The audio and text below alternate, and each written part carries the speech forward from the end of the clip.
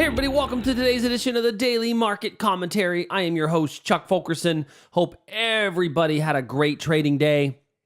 It is Thursday, January 4th, 2018. We're going to do what we do each and every day. We're going to look at the same 10 to 12 futures markets and identify any trading opportunities that have come up during the day or may come up in the future. So, funny, I was actually speaking to a friend of mine earlier today about his trading, and it was one of those days where there wasn't a whole lot going on today, and it was one of those days where all the levels and all the stuff you have set up, and it just made you kind of feel like,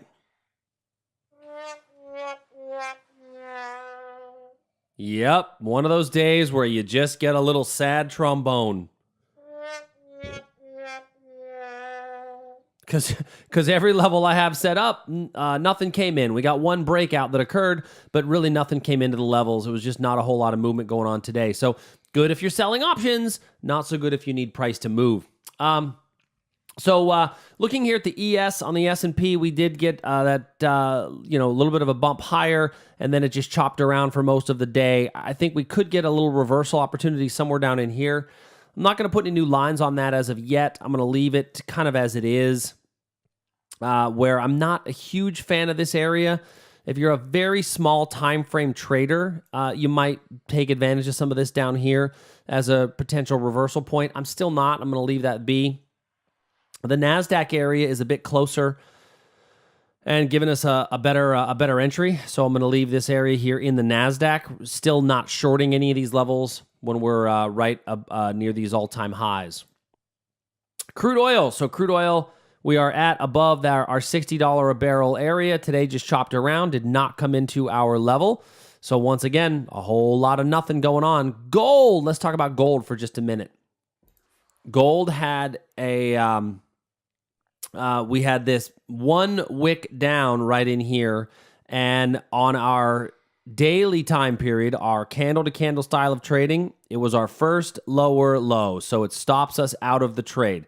So those of you that have been in it, if you're following the rules, you got stopped out today. And that you may feel like, oh, I'm going to kick myself. I got stopped out. Well, that's okay. You got a nice run out of that on a candle-to-candle style of trade coming up from that area. That is no longer going to be a valid trade since we got lower than the prior day's low. You will be stopped out if you're following the rules. If you gave yourself more wiggle room, maybe not. But I think I try to make it pretty clear. I don't give any wiggle room on candle-to-candle style of trading. I take candle-to-candle style of trades because I'm not as confident in the area, so I don't want to give wiggle room, where I'm not as confident. Bond markets. We still have an area above us. That area does still exist where we believe there can be a reversal somewhere up in here. As far as it stands right now, there's not a whole lot in here that I'm in love with. I think we could get a bit of a reversal down from where we are. And if we do, there's some things down below. The Aussie. So the Aussie, our breakout trade is still running. So those of you that entered the breakout trade in the Aussie is still running. There is still room to make it up to our potential reversal point there at 79. And so it is still heading up higher. So that one is moving along nicely for those of you that were able to catch that breakout. On the euro, we did not get the retest back into this area here. Was kind of hoping we get a slightly deeper pullback. Was unable to fulfill that pullback. And so I still have that area kind of in play going forward. I'm not sure if we're going to get that pullback. So if you go to a 15-minute chart, go to a little bit smaller, you might be interested in... I guess would be this area right in here as another opportunity to buy if it comes back down into this range. Canadian dollar. Once again, still no pullback into an area where I'd be a willing buyer. If I look at this on a daily, we do have an area up above us that we're nowhere near as of yet. Last and certainly not least, the British pound. We had a breakout on the British pound. Now that one we did talk about on yesterday's video, and that was the only breakout that we had.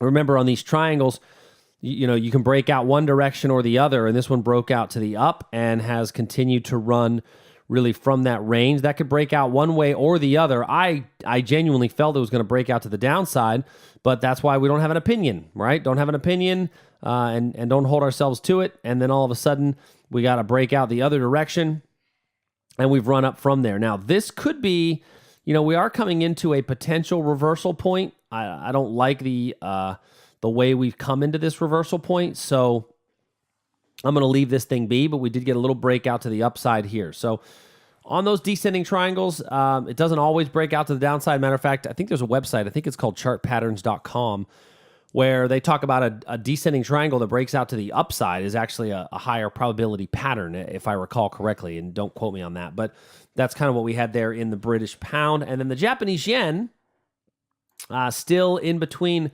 two potential reversal areas that has not yet come to pass. Did come back up to this gap fill area and trade down from there.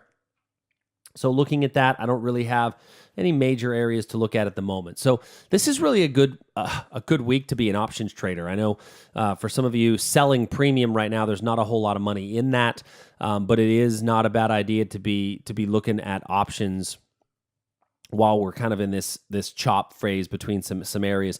I see that this kind of chop phase is, we've got that strong move up in the market. A little rollover wouldn't hurt us at all to get us an opportunity to get long on a pullback, and just kind of re-enter some of those bigger picture trends. So with that being said, I know it's kind of short one today, but not a whole lot to spend our time on. And I hope you had a good session. If there's anything I can do for you, please feel free to reach out. I will see you soon. Later.